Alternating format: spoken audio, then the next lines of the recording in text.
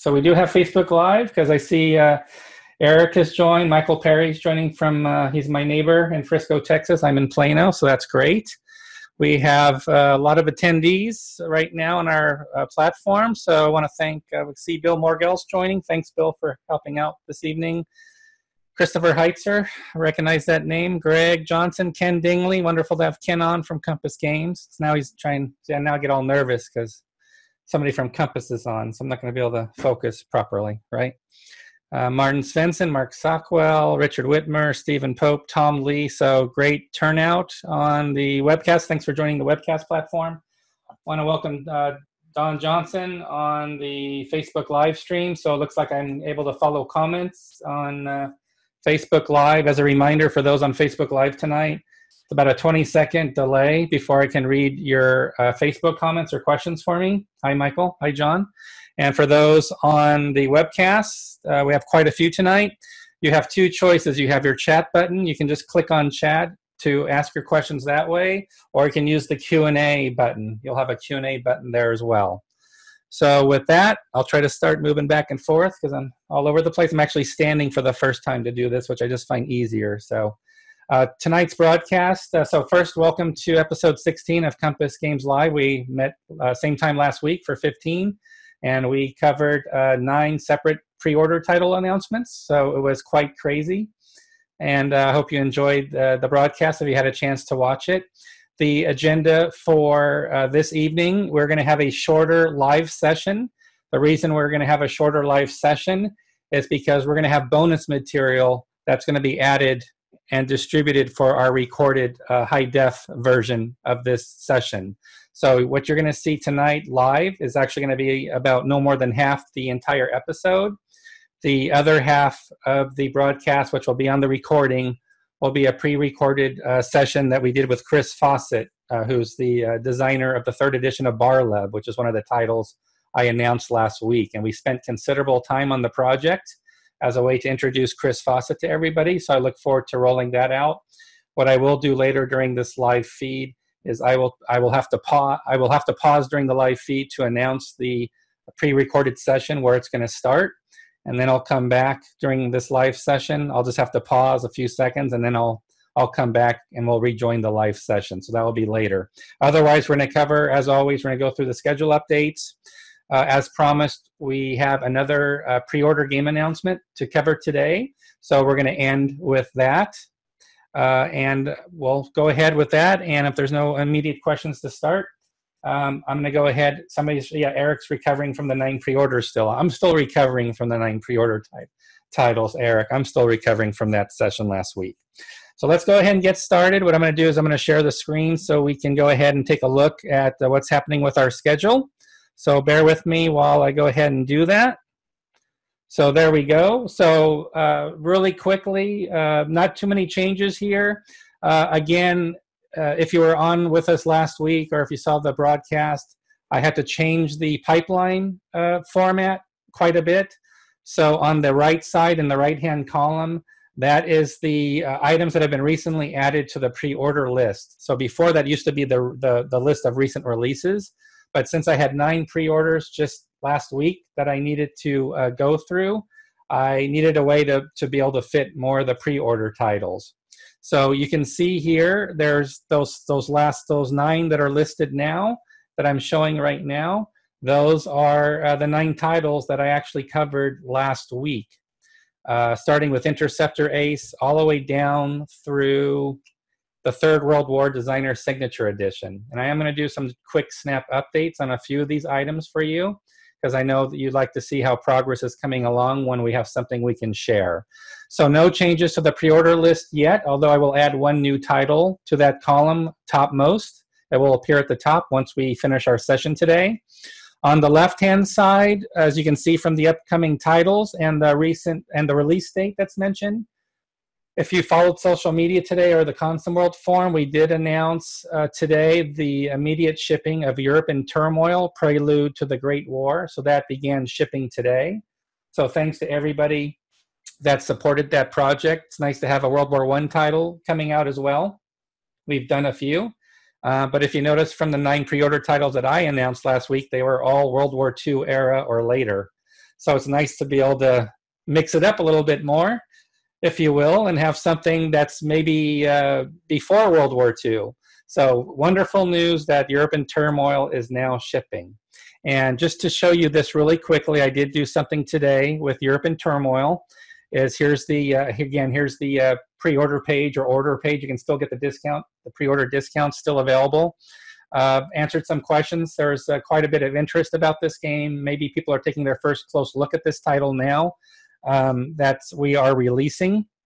And what I want to point out here is under the rules, errata, and download section, I've added the rules booklet. So as you can see here, you can view it on your tablet or on your computer using the service we like to use at Compass called Issue, where you can view it online as I'm doing here. So with the full spread, it's very nice to view in this format. So I just want to give you a quick sneak peek because you obviously haven't received the game yet since it began shipping today. So I just want to spend a moment for you to get accustomed, get familiar yourself with the layout. Again, this is available from the product page as I'm showing now, so you can spend some more time with it. You can download it and print it out as well. But again, very nice illustrations throughout this. It's a card-driven system.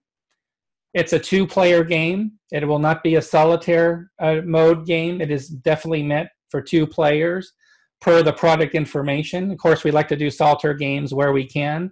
In this case, it is a true 2-player game, and it's one I hope you're going to enjoy. Very interesting topic leading to the run-up of the opening of hostilities for the Great War. So again, I'm just going to scroll through this just to give you an idea of the layout. Bill Morgell, who's online with us today, I want to thank Bill for actually sending me this PDF document, which we have here. Bill actually worked on the rules, so everything you see here is based on Bill's fine work. So you can thank Bill online for those that are on the web platform. Bill is one of our attendees.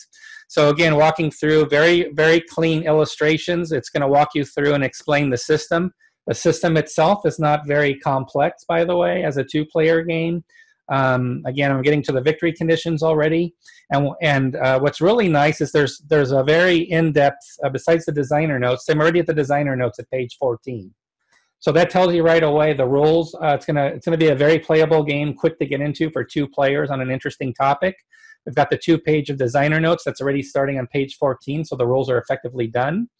And then we have notes about the cards, so some historical information about the card play, which is used to add the historical flavor to the game to build, again, that entire game play narrative through the card play. And again, a lot of details about each of the cards. You can see each of the cards are listed here. Nearly every card is listed here, and it goes on and on. So a very in-depth coverage. What I particularly like what they've done with the rules here, which it's sort of a double-edged sword in a way. You got to make sure you get this right, because you want to avoid errata in a game, because this is a very detailed example of play. So section 13.0, so hat tip to Bill, he did an extremely extensive, this is all an example of play, what I'm going through right now, walking you literally through turn 1, now turn 2 starts on page 27, the different rounds, going to turn 3 at the bottom of page 29. You get the idea, a very extensive example of play, 6-7 pages long. The reason that's done is for 2 reasons. One, for the learning curve of the game. I know it's only 12-13 pages, but it helps to actually see how the game is played. It's also a great insight into how the card play affects the strategy being used and how the cards are being deployed and leveraged during play. So it's really a twofold process. But of course, whenever you deal with an extensive example of play like this, and that's the same for any publisher, you really need a lot of attention for detail, because obviously you all know from other games there can be errata that can sneak in on you when you have even a short example of play, and here we have 6-7 pages. So a lot of attention and care and proofing went into this extensive example of play. So a hat tip again to the entire project team. The credits are listed here on page 30. I hope you like what you see here as far as the Europe in Turmoil rules. Again, it's pretty packed, tons of historical information that you can leverage as well. And thanks, Bill, for mentioning that Chris, Chris the designer, obviously was heavily involved in the example of play and the rules, which I totally expect because it's that example of play I just showed. The designer has to be in there because you got to get every rule interpretation correct. And that's, yeah, I'm sure Chris enjoyed that process. It's a lot of pressure to do that right because you don't want to make any mistakes. So again, hat tip to Bill Margell for the job. Hat tip to the designer, Chris. A fine job he did on this game. And again, just as a reminder, that web, the issue interface is available on that first link. If you want a straight PDF download, that's available too. So if you don't want to go through that interface, here I've got the actual PDF download right here that's loading. So we give you two options of how you get access to the rules, and that was just posted in the last hour. So I hope that's a thumbs up from everybody on what we've got for Europe in turmoil leading up to World War I. I hope you like what you saw with the rules. The product page has the game map, has some of the sample player some of the cards, and again the rules. Obviously, I think everybody likes the rules as well. So again, congratulations to the entire team on a very fascinating World War I card-driven two-player game. And I hope it's something you'll consider. Next thing I want to cover is one of the pre-order titles we talked about last week. We introduced Bar-Lev, and again, I'm going to be doing a designer interview here in a moment, which again was part of the recorded broadcast for those that watched the recording, which I will be going to shortly here. I did add two things in terms of progress being made on this project. So right now, Knut Grunitz is working on the maps and all the components for the game. It's in pre-production right now. So I have both game maps. These are updated versions from what I introduced to you last week. A lot has changed in the past week with about 2 or 3 rounds of proofing by Chris Fawcett. So here you can see the Bar-Lev. This is the Suez map for Bar-Lev. It's basically 2 maps or 2 games in one, and they can also be played side by side. Both of the maps together as separate maps. So this is the Suez map. You can take a look at that online. And then we also have, here is the Golan. I'm sorry, did I get that wrong? Let me make sure I got these right. So I don't think it loaded. So give me 1 second to make sure I got this right. Okay, there's the Suez map. Got that there. Let me make sure this one loaded. I think this one's the one that I didn't show you. The Suez map. So here's the 2 maps now. I think I got myself confused there. So basically, we've got the 2 different maps that come with the game. Again, this is similar to the previous edition, or especially the 2nd edition, designed by Frank Chadwick. And again, the artwork, state-of-the-art artwork as far as what we're doing. Larger counters, 9/16 inch counters are being used for this, for the game as well. Full-size maps, 2 full-size maps. And what I'm going to do here is I'm going to break now as part of our live session because we're going to start our live interview so I can introduce to you the designer, Chris Fawcett. So again, let's break now to the interview with Chris Fawcett for Bar-Lev. Okay, as I mentioned during the live broadcast, one special bonus segment we're going to be adding is a designer interview with Chris Fawcett. He's the designer of Bar-Lev, the 1973 Arab-Israeli War, what we're calling our deluxe edition. So first of all, I want to welcome you, Chris, to the broadcast. Thanks, John. Appreciate it. Pleasure to have you here, and it's great. Last week, I got to announce quite a few games for the Compass Games 2018 Winter Catalog, and of course I was excited that we can make Bar-Lev one of our announcements for new titles that's coming. Probably the most exciting thing of all about Bar-Lev is we're actually already in the pre-production phase with the artwork. So we've been working the past few weeks with the artist Knut Grunitz, and he's presently working on both the game maps that come with the game. But before we do that, I'm going to go ahead and just share my screen for a second because I want to show a few things relating to this pre-order title. So I'm going to go ahead and do that real quickly. And again, we're just starting here with the product page for pre-ordering Bar-Lev. So just to show here for a moment, we've got basically the summary of this game, which is it's an updated treatment of the GDW release from 1977. I know we're going to talk about the actual initial release, which came before GDW, which was done by John Hill. We'll talk about that in a moment. But if everybody can visit the product page, get information, they can do the pre-order now and pay later option. We'll go through some of the points as far as some of the enhancements that are being made to this game. But before I even do that, I'm going to talk a little bit about the first 2 editions of the game. So I'm going to head on over to Board Game Geek. This is where anybody can go right away online and they can look up information about Bar-Lev on Board Game Geek. And we're seeing here the box cover from the GDW edition.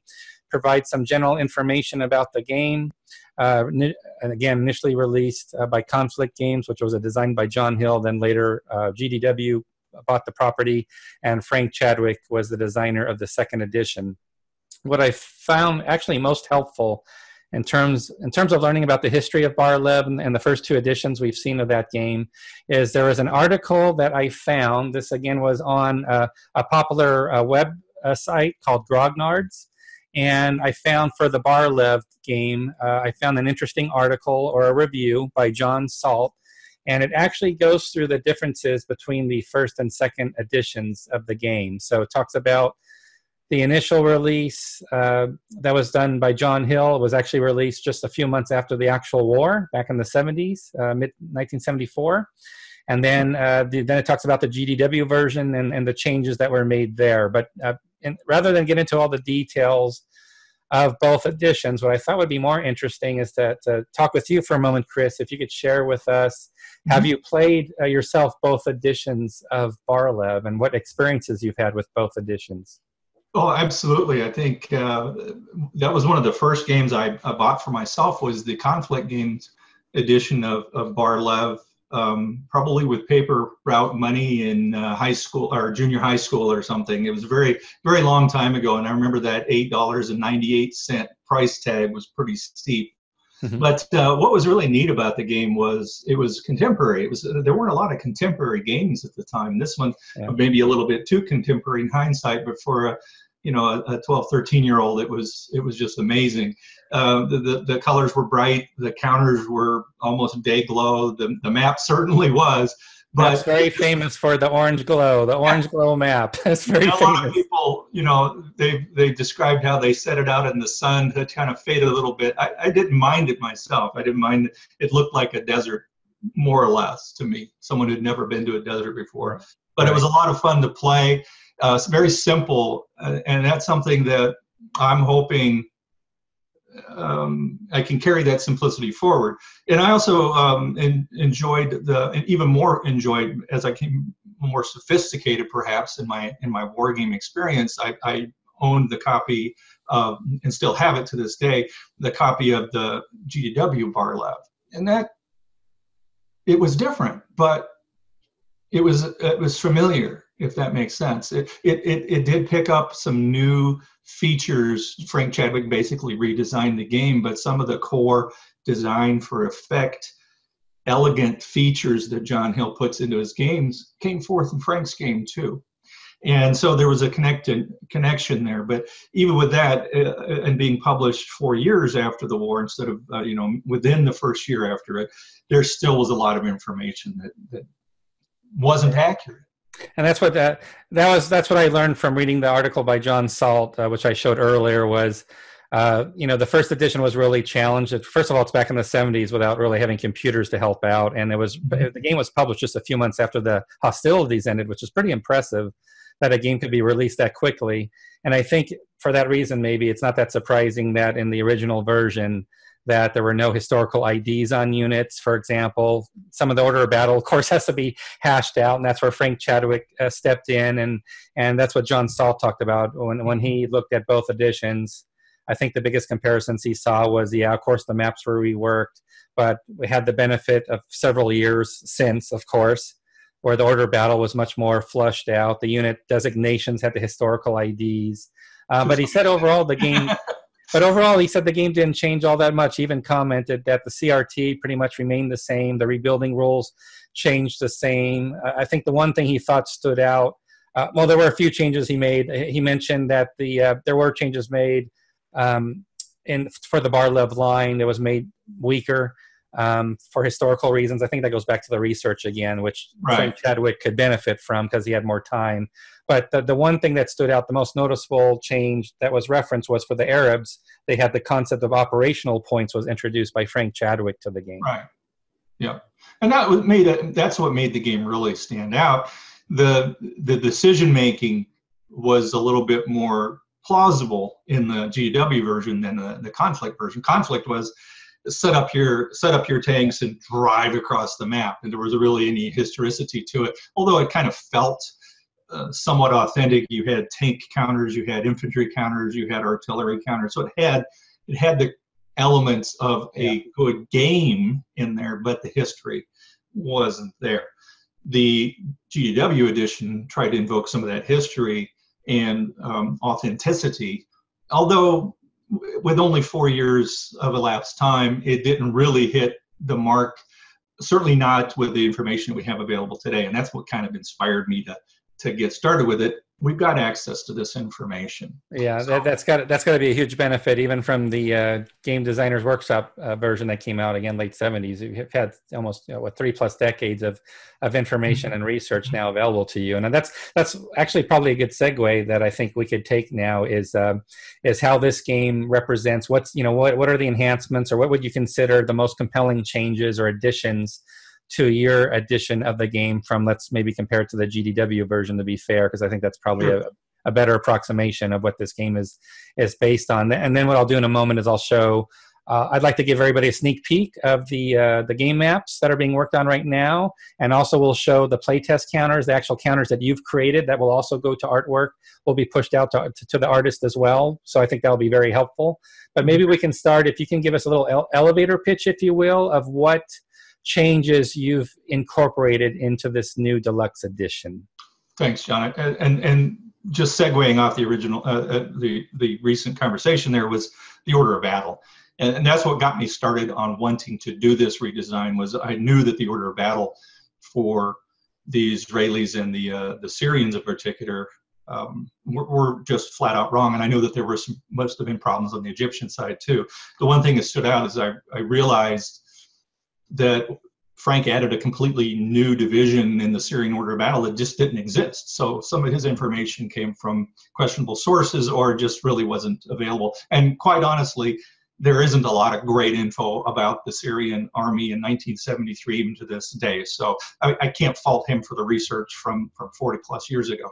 But the information we have now, and there has been some things coming to light, so that allows us to get a little bit more plausible organizations, and then that's what I strove to really get nailed down. And in some cases, I've got accurate information down to the battalion level, which before it was even questionable whether we could identify which Israeli brigades were which, because intentional misdirection by the Israelis in many cases. But some of the information's come to light. It's a little bit more truthful, and enough time has passed that there's nothing really of sensitive military nature, so I think they've decided to release that. But even outside of a couple of Arab language sources for the Egyptians, there's really not a lot on the Arab side. The Syrians is still, we have to trust to third-party sources who to get our information there. And so order of battle, I'm going to say it's more accurate, but this, again, I'm not trying to be the definitive game simulation on the Arab-Israeli War in 1973, because I'm starting, as you mentioned, with Frank Chadwick's game, which was very much a design for effect, pulling John Hill's essentials forward, and I'm trying to keep that in there too. I'm not trying to make a simulation. So the order of battle is very good, but it's not perfect. But it's very good, and it's much more accurate, I think, than anything we've had before. Some of the other things that we've done too, since we're dealing with an update to try to make it more accurate, a little bit of a rejiggering of some of the terrain on the maps was done. Not serious, not major. You'll recognize it if you hold up your Bar-Lev map of the Suez front. You'll look at the Bar-Lev 3 map of the Suez front. They're going to look very similar, but some minor tweaks, more sand, more salt marsh, more rough terrain, more hills, more high ground to shoot from, and just kind of refining it. Not to mention the graphics update. Now, I really am a big fan of Paul Banner's graphic work with GDW, but for 19, it's plain. Yeah, I think that's a good segue. I think we're going to stay on the topic you said about changes or enhancements to the game, but I think this is a good segue to share a sneak peek of artwork that's actually still a work in progress. It's not final by any means. So right now I'm showing, it's not a mock-up. It's actually part of the initial design of the Golan map for Bar-Lev. There's 2 separate maps in the game, we should remind everybody as well. But this is the Golan map, and I can zoom in here for a little more detail. Maybe I can do a quick scroll by while you talk about the Golan map, which is still a work in progress, by the way. Right, it is, and still you see red circles where the urban terrain is going to go. So keep in mind this is an early draft, but you can see instead of a bright white, we've taken into a more desert brown earth tone palette there. And we've also added in some of the additional Bar-Lev line secondary forts. For example, you can see here I've added where the Egyptian SAMs can be set up. And there's a lot of flexibility built into the game. In the original version of it, it was here you just throw all the counters on the map without any kind of semblance of order, because there really wasn't an organization. It was just handfuls of infantry pieces and handfuls of tank pieces, and you made your own divisions, more or less. The GDW version, of course, introduced that organization. This helps to hopefully refines that organization. But the GDW maps, if you can see the border of the hex area, we're only at that large. You know, they had like, I think the 20 millimeter hexes. We're retaining the size of the hexes. The counters were very large for the GDW version, and they filled up the hexes. Well, it got a little bit busy. It got crowded in there, so we took the size of the counters down just a smidge, gets them fit inside the hex better. We retained the original hex size, but instead of a 3/4 size map, we've expanded it. We put the tracks on there, we put the holding boxes, the mobilization boxes, and things like that on there that will help the players manage the game too. So we're trying to make the experience of the player a little bit more comfortable. And that's what I think. Yeah, I think the ergonomics. One reason we're calling this a deluxe edition, people might default to think, oh, everything must be larger in size, and that's not necessarily the case here. In this case, it's more deluxe in terms of the ergonomics and the enhancements that have been made to the game. We're going to talk about the enhancements to the counters, basically how information is presented. We're always looking to make the game easier and friendlier for the players to play with mnemonics, etc., and just enhanced design. So an example in this case is, we made a decision that we didn't want to have 2 maps for each game. That would have been 4 maps total. And I know for some with table space, maybe it's too much of a good thing doing that. So knowing we could have 9/16 inch counters, which I think are an acceptable size. I have eyesight vision. My vision due to aging isn't what it once was. So 1/2 inch counters, literally at Compass, we really won't ever do 1/2 inch counters for anything. Our starting point is 9/16 inch, which I find quite good as far as readability. I'm fine with 9/16 inch. So I'm actually happy that we could make the decision that we're going to keep the overall map size to a single full size 22 by 34 inch map for both maps in the game. So we have 2 maps instead of 4, but we're also using a full map area to add all the display areas and the charts, and not all the charts and tables, but some of the key tracks as we see pictured here, some of the holding areas.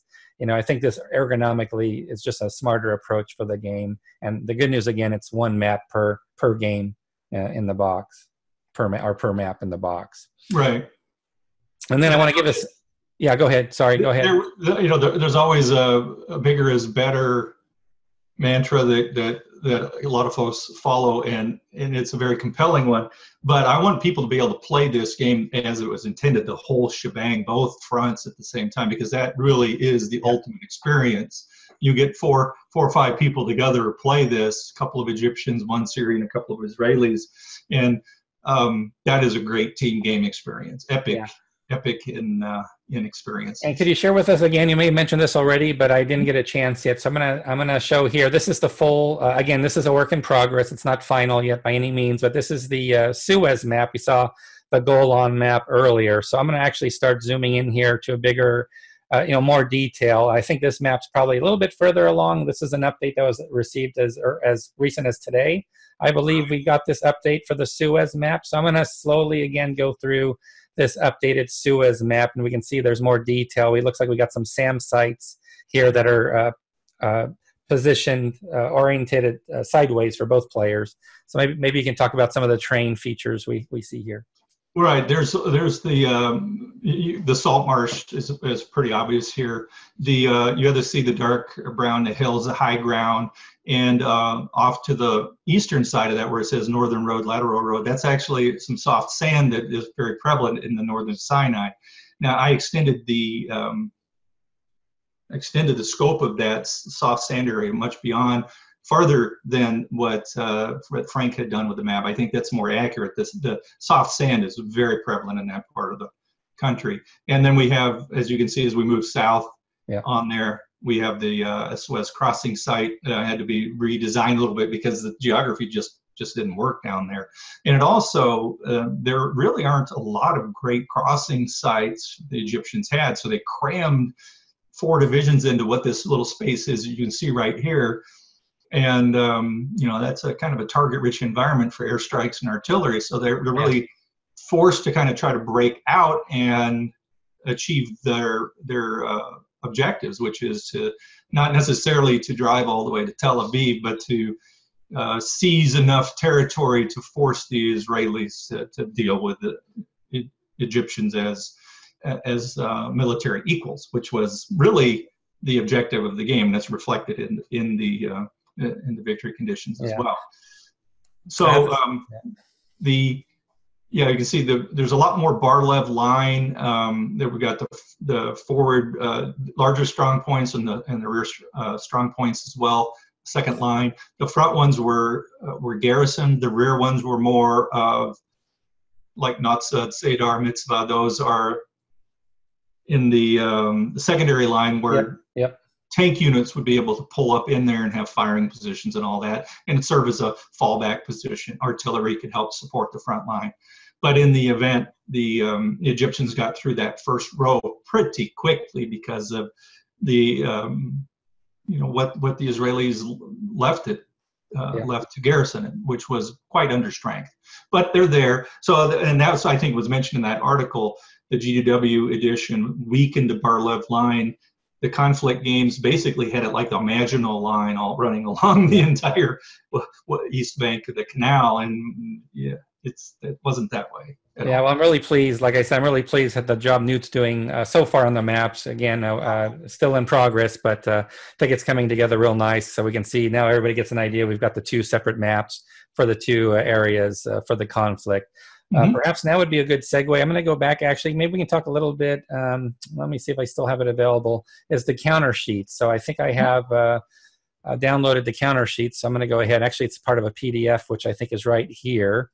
So I think these are the Arab counters. And we have front and backs, I believe. Is that correct? Right. And before you go crazy with the colors here, I did try to keep the color scheme of the original GDW game fairly consistent. I love the blues for the Israelis, the greens, the deep green for the Syrian, and the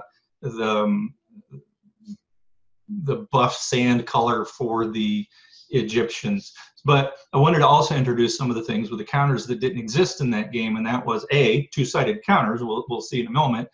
And here there were some rudimentary command and control rules that were introduced in the GDW edition, but there was no way to really tell, other than a tiny number on the counter, which unit was supposed to go with which. Well, this makes it very obvious, and you can easily determine if your units are in command control or not because of the striping on them. So the broad stripe across the units, so you're looking at the top of the right-hand column there, the 5th Division has a broad green stripe, and that broad green stripe extends through a couple of units that have a narrower red, blue, green, and yellow stripe, and those are the component brigades of that division.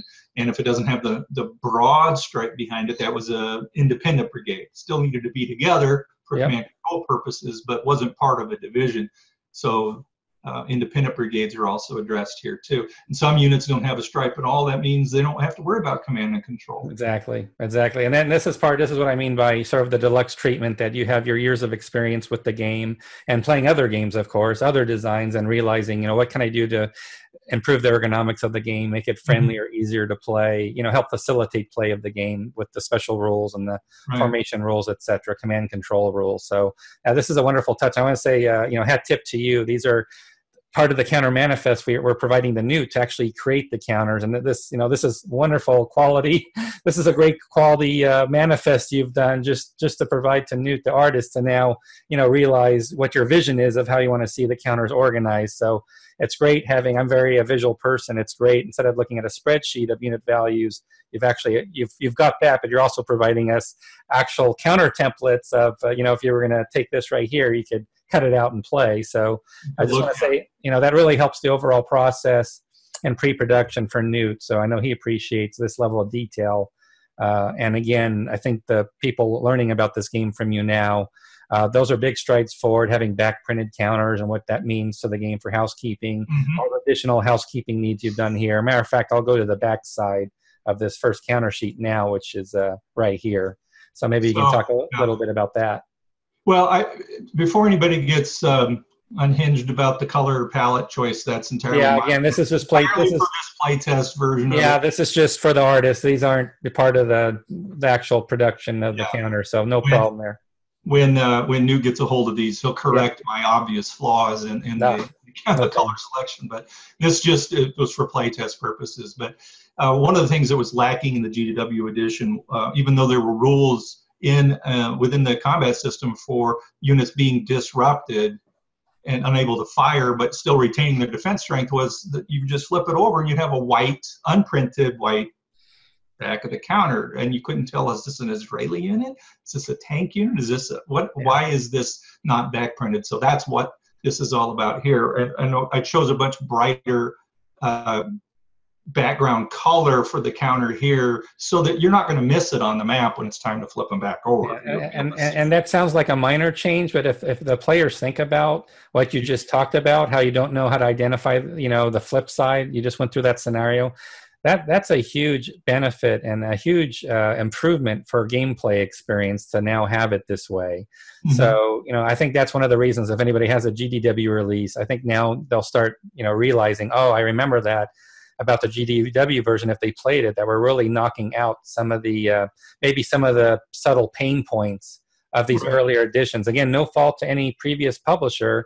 We've got hindsight of many years here, and also just the state of the art of the hobby, how to add more mnemonics and make the game friendlier to play through housekeeping aids like you've done with the back sheet. There's obviously a lot of wins to this new organization for sure. Absolutely. Well, one of the things anybody who owns either the previous editions is going to note right off the bat that there are no tank silhouettes on this one. And I must admit, a previous version of my playtest counters, everything was a silhouette, and it was a lot of fun to do, to distinguish between a Sherman, a Super Sherman, knee Sherman, and all that. But really, functionally, all you need is this counter strengths. And the unit scale. Yeah. I'm following the principle that anything below a company level is where those, a tactical game is where those tactical symbols. Right, where the silhouette show up is more the tactical level games. Yes. Exactly. And so even the aircraft is another story. I'm going to staunchly defend my pick of aircraft silhouette. Oh, no problem. Like I said, I'll let you and Newt. I'm pretty hands off from a project standpoint, so I was like letting the designer and artists. I back off and let you guys have those fun discussions, and things always come together in the end. So I'm looking forward to that. Well, some of the other enhancements here are in the markers as well. The original game had no informational markers. Exactly. That's another obvious example to help with the gameplay. Yeah. And there's quite a few markers. People can see, oh yeah, this makes sense. It's great to have, you know, designate units as reserve or whether they fired, etc. Supply status. You know, this is all pretty basic stuff. But if they think about the previous edition, you didn't have you didn't have these play aids before. So that's still a significant stride forward, no question. And adding markers is great to have here. And again, I'm just going through. I want to get to the Israeli. I think you just shared with me. Unless you want to mention anything else, I was going to go. These are the Egyptians. Egyptian. I tried. I struggled with the Egyptians. There were 3 different organizations, 3 different armies, if you will, in Egypt: First, Second, and Third Army. And so I just, in order to keep the color combinations down to a minimum, and to help with some of the command and control decisions, units of the Second Army, for example, can only report to the Second Army headquarters. You know, which can be seen here. So if we make the background color of that a slightly different shade of that base Egyptian color, then we can see very quickly where the units are. And then as we go on a couple more pages, we'll see that the Third Army is the same. Right. And then this is coming off of a screen, even in HD quality, since we're looking at a monitor versus printed matter. Right. Color differences might not be showing through on screen, but obviously the actual copy will show through. We want them to be subtle, but and on the disrupted side, we're not too worried about that. So I've got a single bright enough color to be able to notice. Nice to know that they're just, that's the back side, exactly. Yeah. And we can tell which units are independents because the unit symbols are white, white line, outline, and the at the very top, I see at the very top right-hand column, we have a lot of units with a white outline for their unit type. Symbol. Absolutely. And it's not arbitrary. There is a design. I mean, it's a gameplay function to it as well. Exactly. And that's the back side right there. So this is the first of 4 counter sheets. What I want to do quickly, just to share with everybody, this is like more of a real sneak preview because I think this is the first draft that you're creating here of the manifest of the Israeli counters, if I'm not mistaken. It's the same idea. The organization was a lot more flexible for the Israelis than it was for the Arabs. So I'm not worried too much about having the double stripes on the counters because the command and control rules for the Israelis just don't require it. Right. So it's an embellishment that did need to happen. But I still show the organization. There's a lot of independent brigades that were pulled together, a lot of divisional brigades. But as you know, when you set up the first scenario, you're going to have units of all sorts of stripes deployed on the map because it was very much an ad hoc defense structure. You know, units. Battalions were pulled here and there to serve different roles with different commanders for a few days and then moved on somewhere else. So you'll see the organization be a lot more flexible with the Israelis, but the same principle. Got the units for the Bar-Lev line there. You can see those match up with the map symbology. Yeah, map symbols at the bottom. Yeah, I can see the bottom 2 rows have that same map symbology on the unit type box itself, which is a nice mnemonic to connect the 2. One of the things that I did insist on in this remake too was to make the base unit for both sides be the battalion with some companies versus the first and to the extent second edition's dependence on regiments and brigades. Well, the Arabs didn't use regiments even in their artillery units, but the original design gave them regiments, gave them organizations that didn't exist. And so those units were broken down. There's the option that you can fight as a brigade or you can fight as a broken down battalion. In fact, some functions in the game require you to break down. For example, the T-54s and T-55s that the Arabs used couldn't get across the canal without bridges. So the infantry can get across on the boats. They did. They paddled across in the afternoon to breach the Bar-Lev line, but those tanks were left behind. Those bridges were put up. So you have to break down those brigades so you can get the infantry battalions across and wait for the armor to move up. So it really helps with the pacing. Keeps it on a historically plausible track. Well, I think this is a great introduction to the game. So far we've talked about the redesigned counters, which again we've showed the sort of the mock-ups they're just great level detail just in what you've created here that are going to go into final artwork. We saw the game maps. We took a sneak peek at the game maps that are in progress. How the game information's been updated with all new artwork. Somehow the charts, how some of the charts and holding boxes and displays have been laid out around the surrounding area of the hex grid, which will be helpful for play purposes. We talked about the updated order of battle based on new information and analysis. One thing I want to mention real quickly, because this is something you also asked me about, whether this would be possible, and this might be of interest also to the viewers, is Frank Chadwick's, Frank did a historical seminar at a recent Consumer World Expo that I host on this war and the updated order of battles, because like you, all this new information came out, and he loves the topic because he did this game Bar-Lev back in the day in the late 70s, and so he's actually presented, and he's got material available. I think we had some PowerPoint slides we distributed with order of battle information. So I know Frank's going to be. So it's wonderful that Frank's going to help consult with us just as a checkpoint, which I think Frank's the greatest, nicest guy in the world. He'll do anything, and he's he's just so willing to help in that respect. So the counters haven't gone to artwork yet, so it's nice that we're going to get an opportunity to talk to Frank and share the order of battle updates you've made, and then I know he's got source materials as well. So I think that'll be a nice touch, at least a backstory of what's going on, as the work continues as we get ready to wrap up the game. So I'm excited about that. One thing. Yeah, go ahead. It wouldn't be right of me if I didn't say that Frank's order of battle research work is a huge slice of where my source materials came from too. So he started out by consulting with this order of battle even. Yeah, that's which is so I think that's good for the viewers to know, because it's the lineage is tied to the Frank Chadwick second edition, and you've carried on that tradition and lineage and updated it as well yourself with all the hard work you've done. And it's wonderful to have that partnership with Frank still taking place at this stage as well. So I really appreciate that. There's a few things we didn't touch upon yet that I wanted to just for a moment for everybody, because I'm hoping there's obviously a lot of interest in this game with all the enhancements that we've already talked about.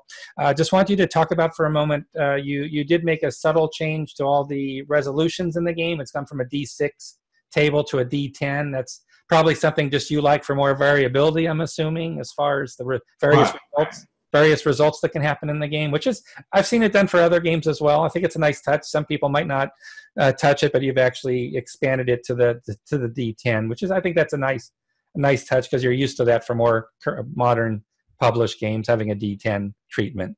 Right. But I wanted to save the best for last. And that is probably what I think you would agree. You've made the one key difference that you've really made here, besides order of battle, etc., is I'd like you to share with the readers what you explained to me earlier about the fully integrated air and air defense systems, what that means, or to explain that to the viewer. What does that statement mean, that we now have fully integrated air and air defense systems, and concurrently a re-engineered sequence of play? So those are significant. Those are probably the most standout features, I think, that are new. And I think we definitely want to end with some coverage about your thought process about what that involves. Well, the original Conflict and the GDW editions of the game each had the air rules as a completely optional, separate rule booklet. In fact, I guess it was determined that at the time that putting airplanes in it made it too complicated. The rules for the GDW edition were for the air game weren't really that complex, but by putting them in a separate booklet, they didn't blend, they didn't mesh really well with the core rules. And I will say too, the rules for the Conflict game edition, very conversational. John Hill's style was very much a stream of consciousness type of rules writing. Frank Chadwick kind of follows along with that, and the rules were written in a big paragraph style, not the case style that I think if you will, the modern gamer expects. So I wanted to convert the paragraph narrative to a case style approach, and I wanted to put all of those air rules into the game. It's not optional anymore. I mean, the battles required the role of the aircraft and the air defense. And if you can't have airplanes without having the SAMs and the AAAs and all that. So really wanted to blend that in at the game's core system versus having it as an optional afterthought. So that was a big inspiration. And while doing that, I came to the realization that there were a lot of other things that need to be clarified in order to be able to play this. Again, I'm a big one on clarity and conciseness in the rules. I'm trying to really fine-tune these. I've eliminated a lot of redundancies, reorganized the rules to help keep it in a kind of a sequence of play flow instead of a, oh, by the way, I should talk about engineers here or something. You know, it's very conversational in the previous edition. This hopefully is going to be more easily accessible.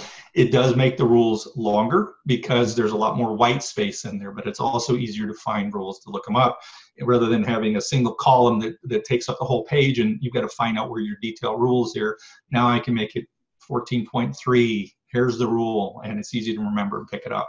Now, integrating that into this revised sequence of play, it's not really a revised sequence of play, it's just more a well-explained and expanded sequence of play. Yeah. A couple of new Chrome things in there, like reserve movement.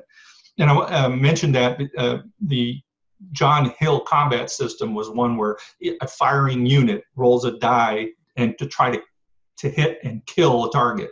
Yeah. There's no advances, retreats, exchanges like that, except when both sides shoot at each other. But there's nothing in the game to help you exploit the combat. The reserve movement allows you to hold some units out of the battle and push them through after the direct fire phase is done, so you can exploit the advantages. So you get a little bit more operational feel of the game rather than buckets of dice and, oh my gosh, everybody's dead when we're done. It's a little bit more refined. And some of the activities are done by both players at the same time now, instead of done once in a turn because of the pacing of the game. The scale of the game is 1 day per turn, and some things can happen a lot more often than just once a day. So we accelerated that and made some changes to the structure so that, for example, when it's time to reorganize and regroup, you're both doing it at the same time instead of the Arabs doing it on the Arab player turn and the Israelis doing it on the Israeli player turn. So it helps with the pacing of the game, keeping it more historically plausible, and it's just a lot of fun to blow things up, if you will, and then you reorganize them and get more tanks to push back into the fray. Oh, Chris, I got to tell you, I'm really impressed with how well you've articulated your entire thought process that's gone into this new edition of Bar-Lev. You've talked about all the additions to help make the game more approachable, easier to play, whether it's double-sided units and the actual markings on the counters, and then the system itself and your attention for detail, which, by the way, I love the case system. I convert everything I do that might be in a previous edition that's done new. It will be. I did Betafom from GDW and converted that to case. SPI, I've sort of got SPI in my blood and my DNA, so I can't help it. But you've really well articulated, I think, what you've really done, and I say this is one of the best, I think one of the best designer sessions we've had here, is because a lot of people might not be familiar with you from a designer perspective. So I've got to ask you, the way you've articulated everything tonight and gone through your decision process and everything, have you designed a lot of games in the past? Or if not, what's pushed you to now be a designer? How did all this, where did you come from, and how did this happen?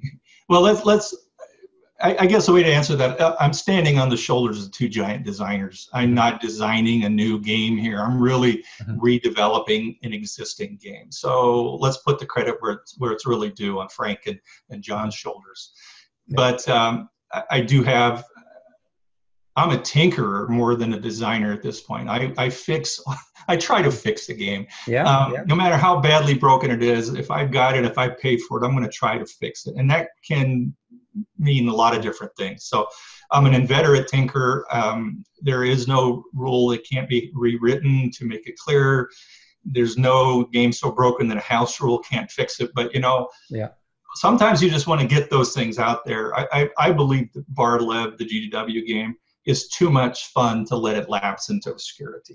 Right. So my intent here is to bring a really great design from 44 years ago up to current standards and let people enjoy it again. So absolutely.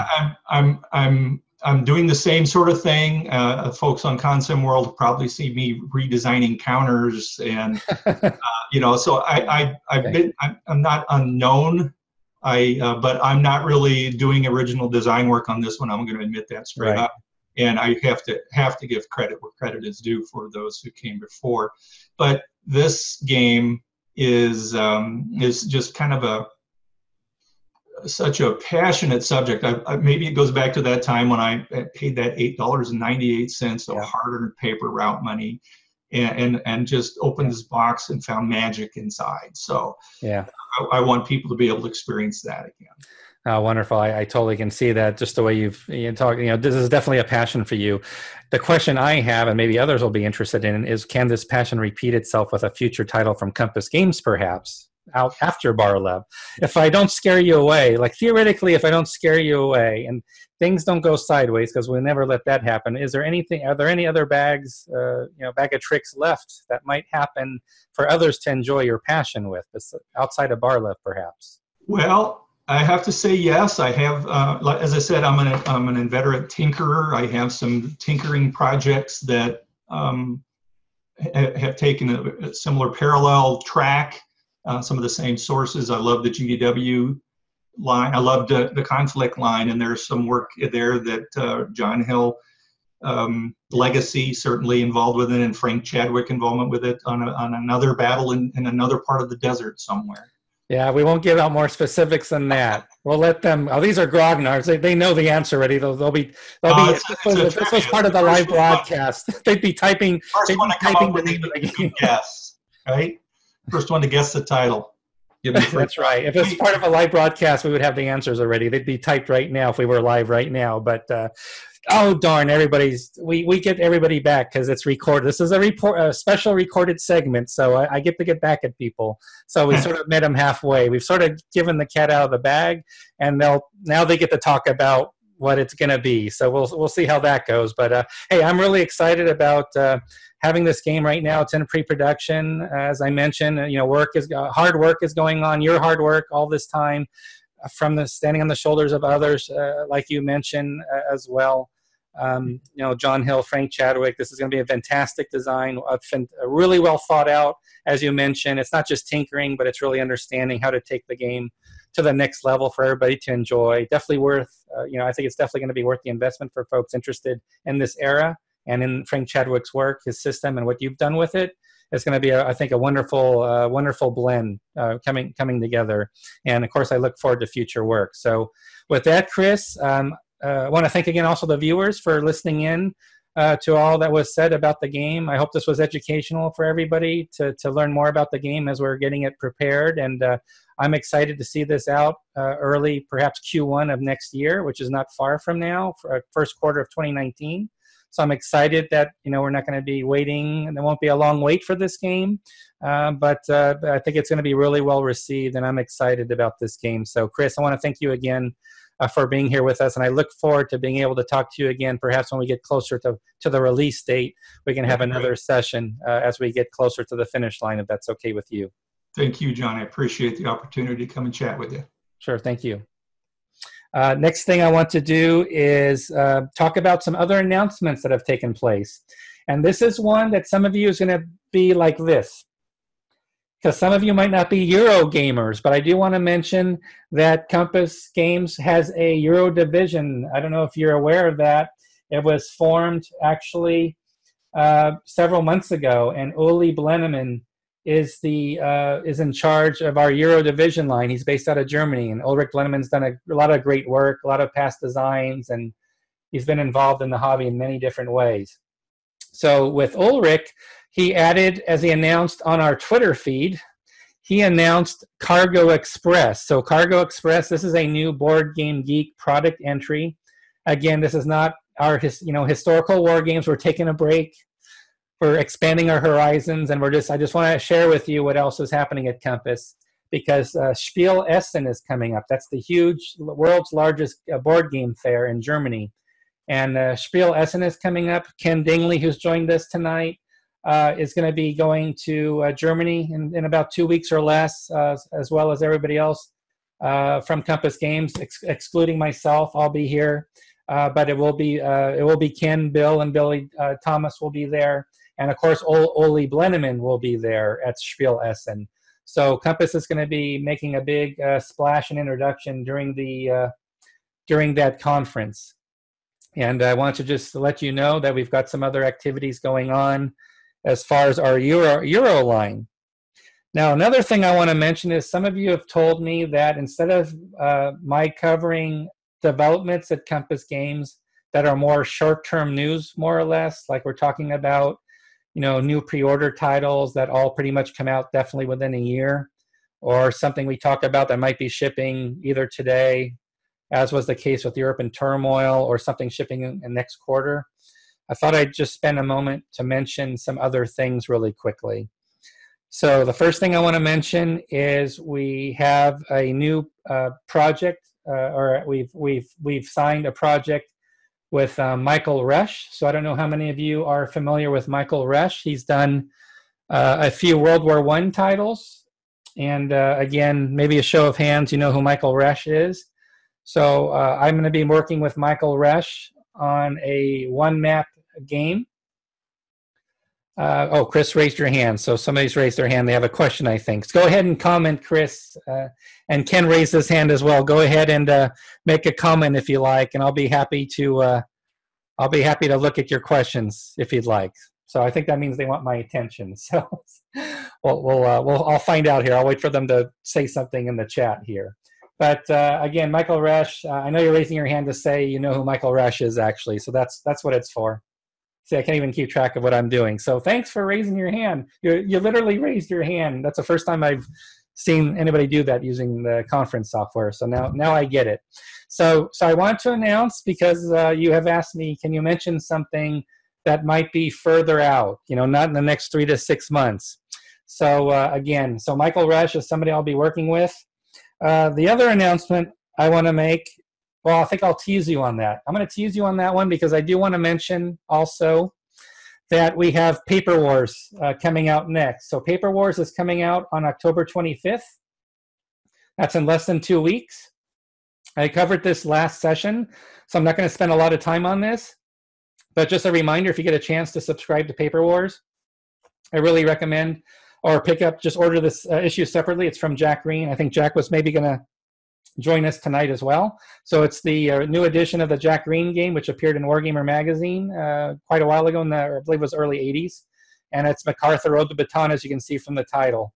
And as always, there's some bonus additional counters in the counter sheet for other games by Compass to help you out. And I covered that in the broadcast in detail last week. So check out broadcast 15 to learn more about the bonus counters that are coming in this Paper Wars issue. Okay, now I've stalled, and now I want to get back to another update, and that's the Third World War series. So we're working on the Third World War, which is the big new edition of the GDW series. This is the family of games. There's 4 games in the series, and what's happening right now is we're proofing and reviewing the first draft of 4 of the 6 game maps. Are here in first draft status. Here's the Arctic map region, and these are full 22 by 34 maps. So I talked about that, I believe, last week as well, how we reorganized the maps. We've added space for Central Russia for the first time, et cetera, et cetera. What I do want to mention about these maps that's happening as well is we're adding additional cities to the map, which didn't appear in the original Third World War series. There were special victory condition rules in the original game about which cities had to be held for victory points to claim them as objectives. So we are taking extra caution and care to make sure as we add new cities, etc., that we honor the original victory point schedule from a game designer's workshop. So the play balance isn't changing.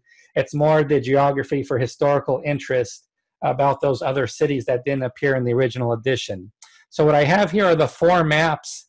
The 4 maps out of the 6. I'm not showing you the 2 maps, which are the Persian Gulf game, and covering the Persian Gulf region. So here we have Central Europe. I'll be happy just to give you a quick zoom in on this just for a moment, just so you can see some of the quality of the graphics by Joe Youst.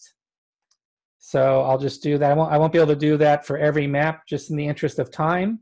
But here it gives you a good idea. By the way, the names of the cities, we have not set the names of the cities yet. They don't match GDW version. They don't have they don't have the German umlauts for the German cities. So we haven't done the proofing of the names of the locations yet.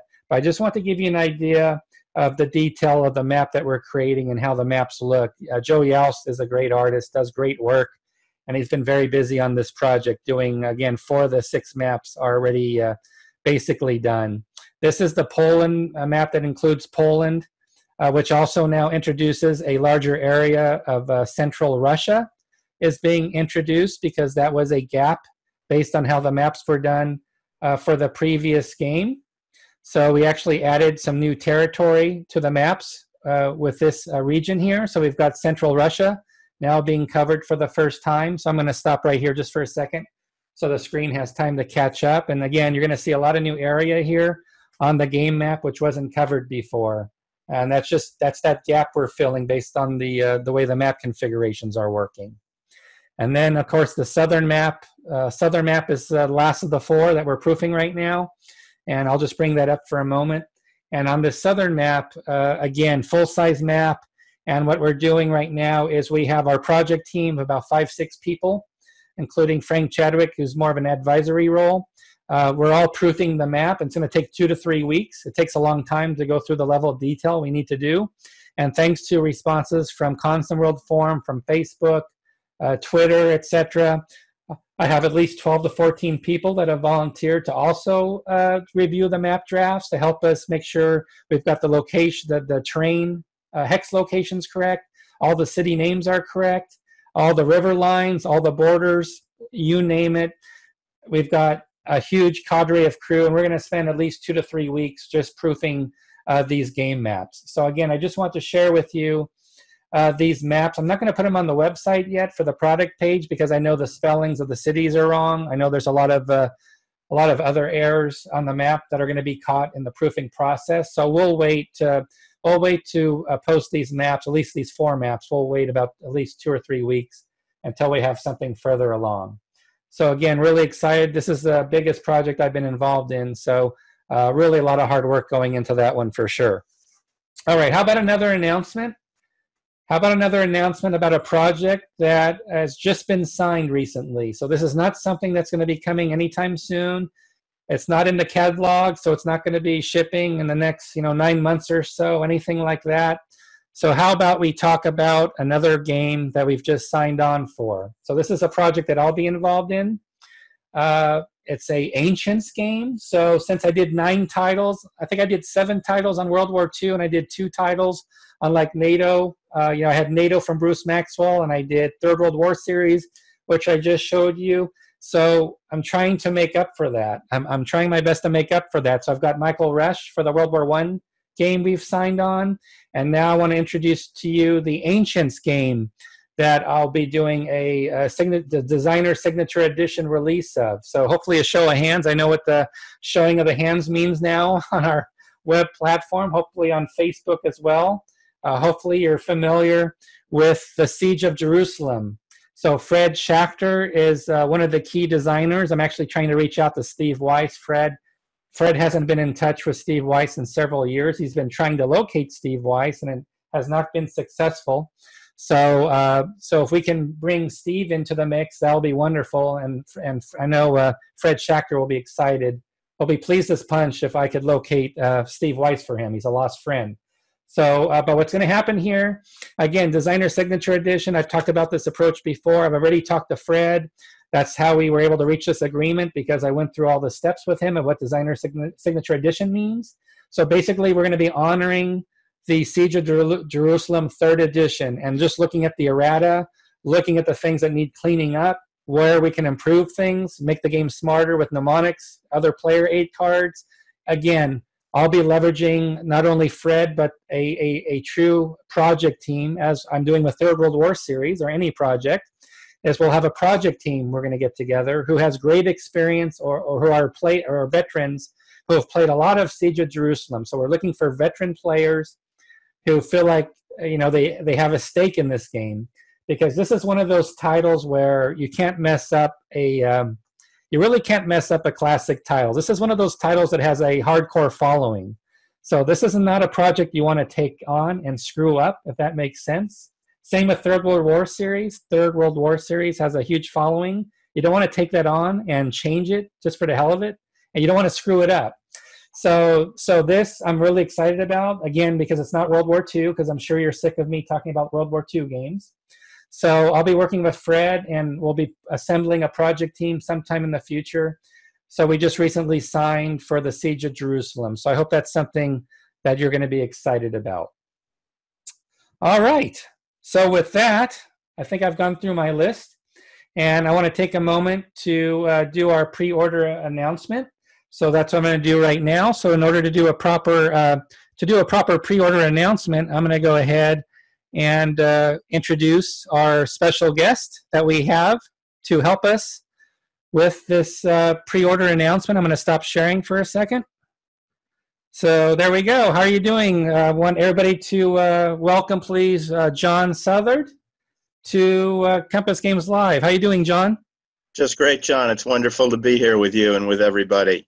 Great. Last time I did something like this was on late night TV in New York in 1984 at 3:30 in the morning. This is a big improvement. Oh, it was. Well, there we go. That's thanks for sharing that. That's awesome.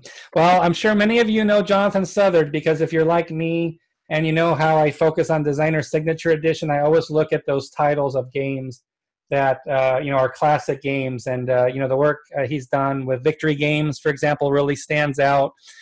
Could you mention, Jon, just some of the titles you did under the Victory Games label, just to sort of introduce yourself and how you started in game design, and any other games and other publishers you want to mention as well? Sure. For Victory, I did Carrier and Tokyo Express solitaire games on naval fighting, and maybe we can talk a little bit about one of those later on. As you know, John, I did a number of games for West End, both as developer and as designer, and then for Quarterdeck and some other publishers as well. Great. So, and it's great to sort of welcome you back in the fold, because is it fair to say that you weren't an active designer for several years as far as published designs? Absolutely. Yeah, I took a long time away. Yeah. Yeah.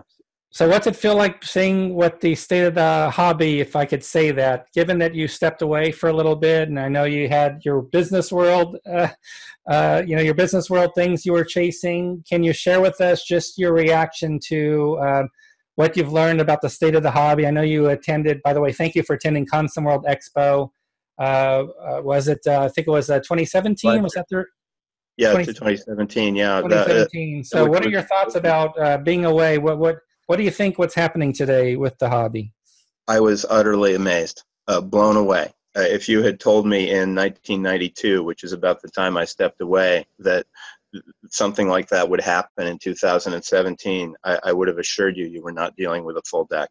It's incredible to see what's happened, and all the creativity and all the excitement and people playing these games, and it was a wonderful, wonderful experience. It's just wonderful to see what's happened. Well, I know everybody's excited to have you back, and I know you're active with multiple projects with multiple publishers. So welcome back, and we're very fortunate. And thanks for your past designs, by the way. Thank you for sharing with us your great designs. They've been wonderful. Well, how about we talk about what we're here for? Why don't we do that? So I'm going to share my screen again, Jon, and we're going to pull up. Let's go ahead and pull up the game that we're going to talk about. And for some, if they're very clever, they're going to already know what game we're going to talk about tonight, because the catalog has gone out and people have received the catalog. I think Jack Green posted it on Facebook even 2 days ago. So we had to let the cat out of the bag online on our website, because the catalog is being received. We need to give people a chance to be able to pre-order your game. So let's get right to it. Let's go right to the pre-orders. And I'm going there now. It's going to be the first item on the list, actually. And now let me go there now so we can see it a little bit. So it looks like we're talking about something today, a new pre-order title called The Conquistadors, the Spanish Conquest of the Americas 1518 through 48. Can you introduce this title to us? Absolutely. This is so exciting to be able to do this project with Compass and be able to work with Compass. I'm finally bringing this idea to light. I want to emphasize this is a new design. This is not a retread of anything I did before, but it is a design with old roots. It goes all the way back to the 1980s, actually, when I first started to try to do a game on this topic.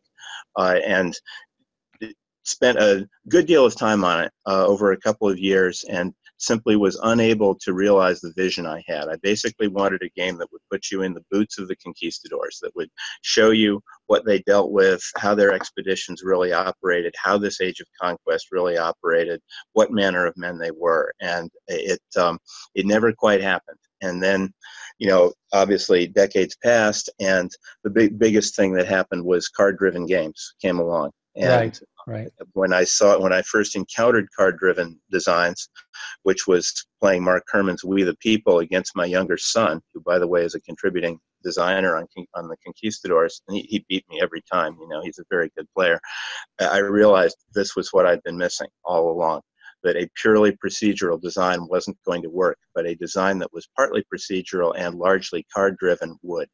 And so I, you know, one day had that moment that you want to have, that creative moment where the vision of it kind of comes together. And I scribbled this page of notes, and at the bottom I wrote, I think this can work. And it has. So it's very exciting. That's great. So this is does it have some card-driven mechanics to it for card? It does. Some card play in it. What I want to mention to you is that the subtitle, The Spanish Conquest of the Americas, is precise. It's about the age of conquest, not the initial age of exploration, which lasted about 30 years. It begins in about 1520, 1518, by which time the outline of the Americas was known and the Caribbean was colonized, but the inland areas of the continent were not known at all. And people had heard rumors of these fantastically rich Indian civilizations, but nobody really knew anything. And that's when these bands of well-led adventurers tried to make their way inland and find what they could find and get rich. They were desperate, adventurous men competing against each other. So the game is you commanding one group of Spaniards against other players commanding other groups of Spaniards, and you're trying to get the most money and power, the most gold and power. So that is what the game is about. There's a simple, basic procedural mechanics, and then a very rich set of cards to reflect all of the unusual and outrageous happenings that could happen along the way. So it proceeds in a sequence of impulses. You move an expedition, do something like discovery or combat, and then you can play cards, as many as you want. So a lot of the strategy is in the card play. And then the number of players, what I'm doing now is I'm showing some of the details on the product page, which everybody can visit and follow along with me. So it looks like here it says it's playable from starting with 1 to 5 players. So that's a nice range of players. It looks like the normal game system requires 2 player or more. Is typical, right? Right. It works best with 2 to 4, I think. You can do 5, although it tends to slow down a little bit when you add that 5th player, but it works fine with 5 players. Works great with 2 players, works very well with 3 or 4. The basic card system, of course, can't be used for a solitaire game because the cards aren't hidden, So what I did instead was design a specific solitaire module where you divide up the deck and you use that to generate card play by a non-player side. And that actually worked surprisingly well. I was really pleased with how that came together. Can you share with us? I'm just stopping sharing here because I think everybody has an idea now what the box looks like, and hopefully I know everybody's going to be getting excited about this. What's that like when you have a design that for 30 years? Was there stages like? I'm not saying I'm older than 30 years old, don't get me wrong, but 30 years is a hell of a long time for one title to get released, right? So I don't know what excuse you want to use for that. But so what were there stages of this? Like you already mentioned the stage of card driven, about We the People. Like how did this exactly evolve over 30 years? It really, I may have been a little misleading. It's not that I continued work on it for 30 years. Yeah. It's that I tried to do it 30 years ago and couldn't.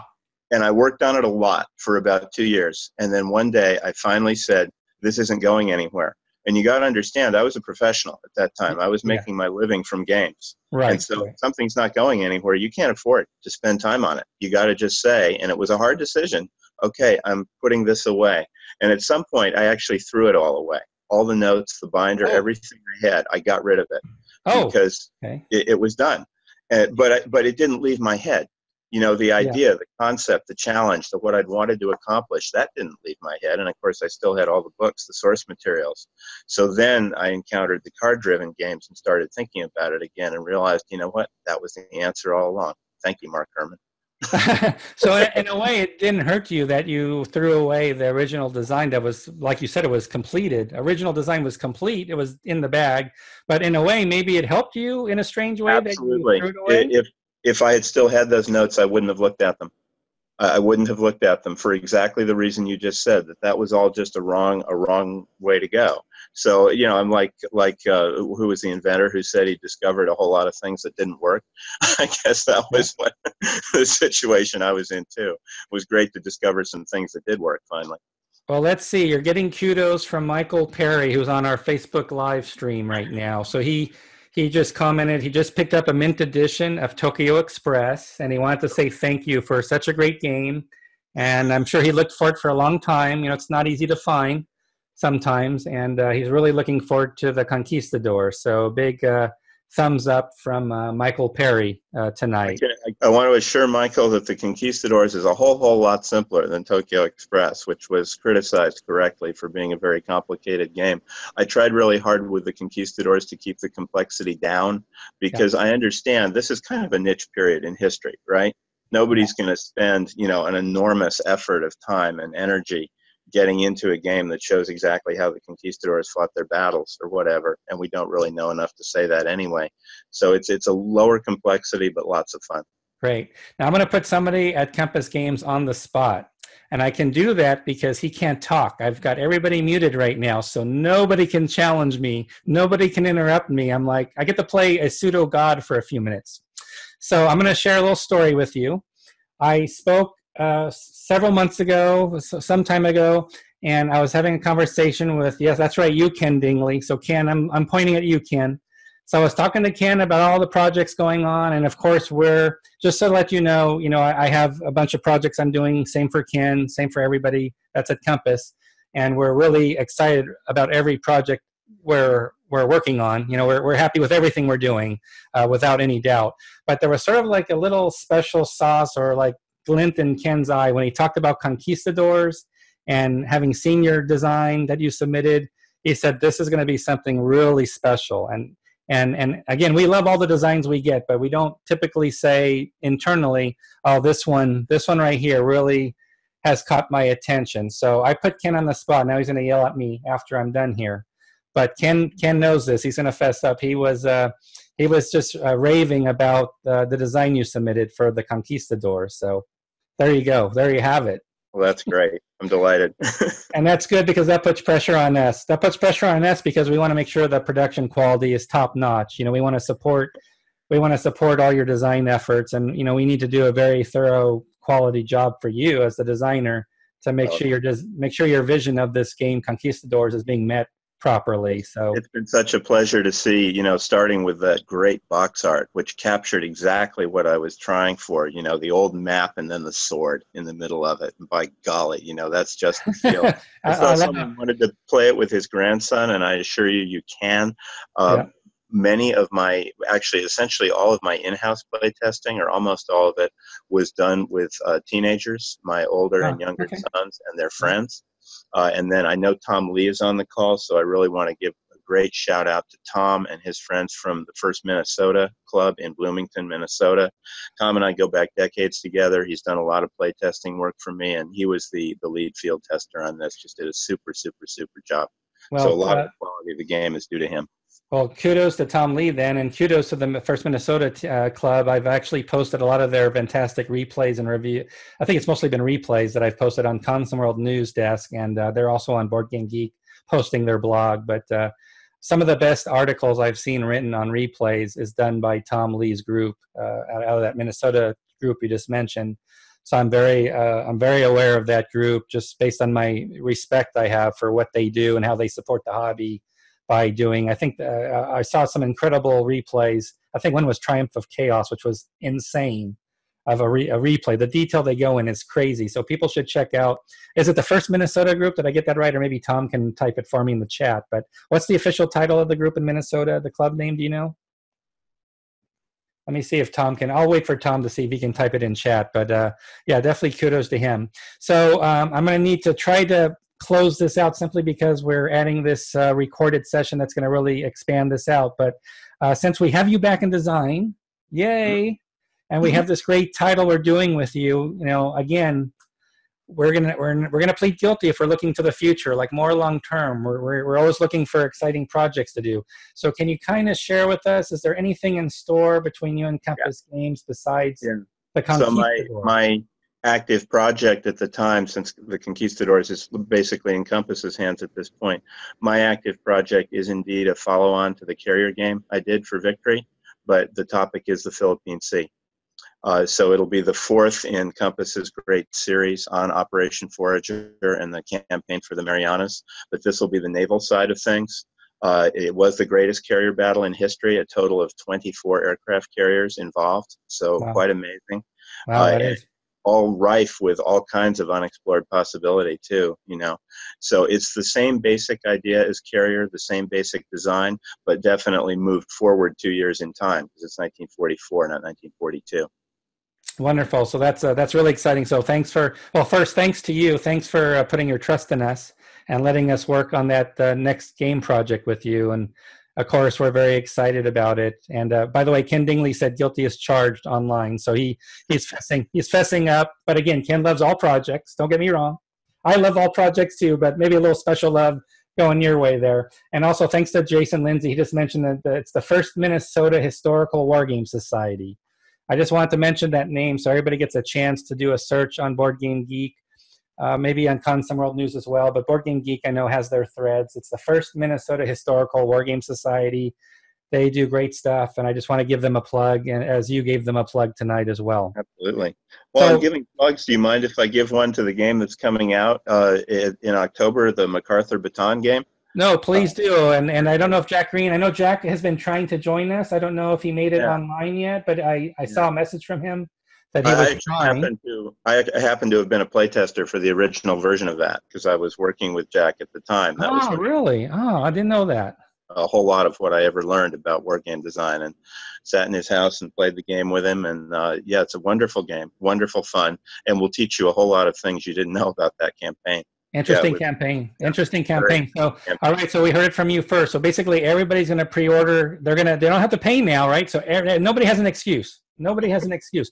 Everybody can do pre-order now and pay later for the Conquistadors.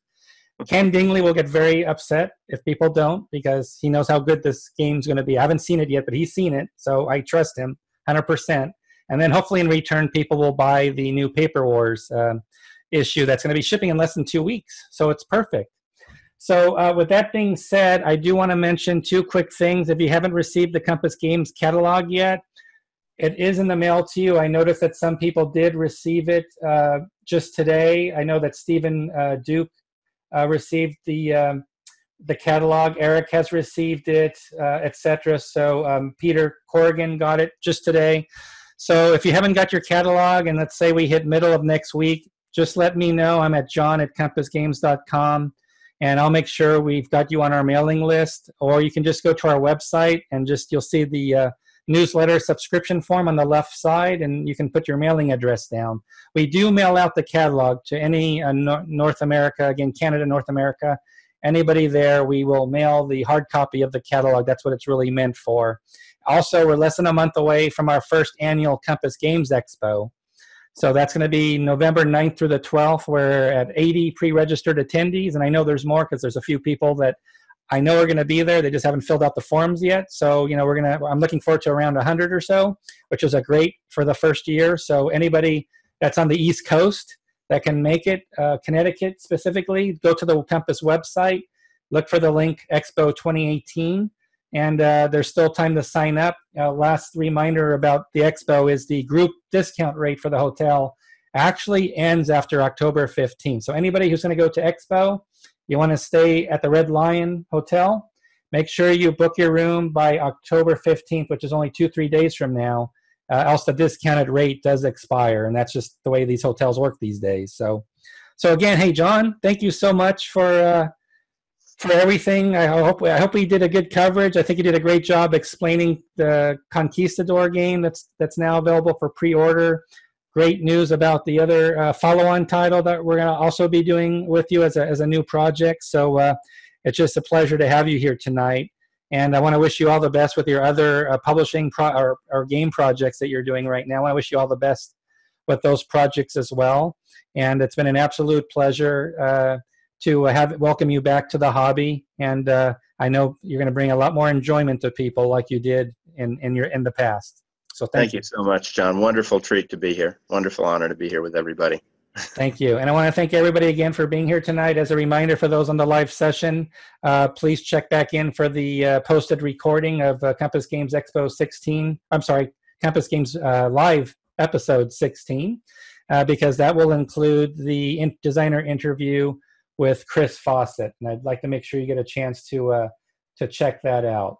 And just making sure there's no final questions. No, a big thank you from everybody for everything you've done, John. And we're going to call it a night. So thanks again for joining us on Compass Games Live. Appreciate it. Thank you, guys. Take care. Bye-bye. Bye-bye. Thanks, everybody, for joining tonight.